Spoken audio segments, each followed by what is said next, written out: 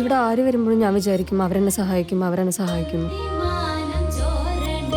ഞാൻ മോളോട് ചോദിച്ച പോലെ 1-2 പേരോട് ഇതിനു മുന്നേ ചോദിച്ചിട്ടുമുണ്ട്. പക്ഷെ അവരാരും എന്നെ സഹായിച്ചില്ല. അപ്പോഴാണ് ആൻസിമോൾ പീതാംബരജനോട് കോവിഡ് ടെസ്റ്റ് ചെയ്യണമെന്ന് പറയാൻ പറഞ്ഞു വന്നത്. പക്ഷെ പീതാംബരജനോട് ഞാനത് പറഞ്ഞില്ല. പറഞ്ഞു കഴിഞ്ഞാൽ പുള്ളി പോയിട്ട് ടെസ്റ്റ് ചെയ്തേനെ. ഞാനത് പറയാത്തതുകൊണ്ട് പിറ്റേ ദിവസം നിങ്ങൾ തമ്മിൽ അതിന്റെ പേരിൽ ഒരു തർക്കം ഉണ്ടാവുമെന്ന് എനിക്ക് ഉറപ്പായിരുന്നു.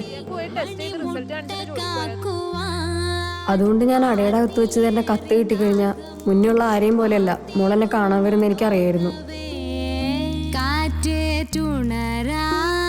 കൂട്ടുപളുങ്കുകൾ കിളി തൻ ചിറകാൽ ഇളം ചൂടലിവ് കണ്ണീർ മുന്നിഴകൾ